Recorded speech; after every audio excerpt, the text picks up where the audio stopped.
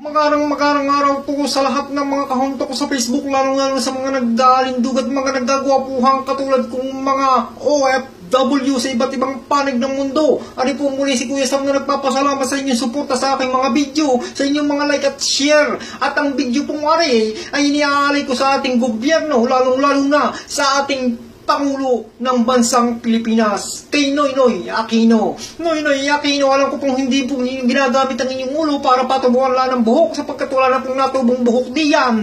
Akin po lamang ipaalala sa inyo noong una, baka hindi nyo natatandaan ang milyong-milyong suporta ng mga kapwa natin Pilipino para ipakita ang pagmamahal ng mga tao sa mga Aquino. Subalit pinatunayan nyo ngayon kung anong ugali talaga ang meron ng mga Aquino. Kaya sa aking mga kababayan, inyo pong nakita kung anong galing meron ng mga Aquino, baka naman po yan ay inyo pang iboto. Diyos ko po, Rude, mga kaalyado ng ating gobyerno, paltan-paltan na ninyo yan at hindi na po tayo makakalis sa kahirapan. Milyon-milyon noy-noy ang nakipaglibing sa iyong nautas nama para ipakita sa iyo ang suporta. Pero ngayon, lasa ko naman, ay bibili ka na ng mahikipaglibing kung ikaw ang mauutas. Diyos ko po, Rude, napakaraming mga kababayan natin na nagkanguutas na, walang makain, walang maibili ng gamot, mga gamot na binilok mo lang at iniimbak, imbis na ipamigay sa mga nangangailangan ng ating mga kababayang Pilipino, ay hinayaan mo na lang ma-expire diyan.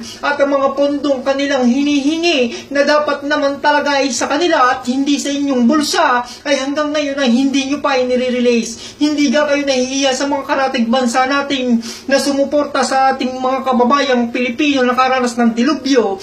Pero hanggang ngayon yan ay nakakustal at nakasako at hindi nyo pa rin ipinamimigay at ipinumudmod sa mga nasalanta ng bagyong Yolanda. Kaya mga kababayan kong mga Pilipino, tayo po ay magkaisa, mga kapwa ko OFW, magkaisa tayo sa pagbabago. Muli po natin at ating ihalal ang karapat-dapat at pantay-pantay sa ating mga kapwa Pilipino. Yan po ay walang iba kundi si Duterte. Si Mayor Duterte po ang pag-asa ng ating bansa at nakikita ko po sa kanyang pagkatao, ang pagkatapang at dala niya ang kanyang bayag kahit saan siya pumunta. Kaya aking mga kapwa OFW, ari po si Kuya Sam na muling nagpapasalamat sa inyo at hindi po ako titigil sa kapapalaho sa ating gobyerno hanggat may nakikita akong video na kaawa-awang mga kapwa nating Pilipino. Maraming salamat po. Diyos ko po, Rude.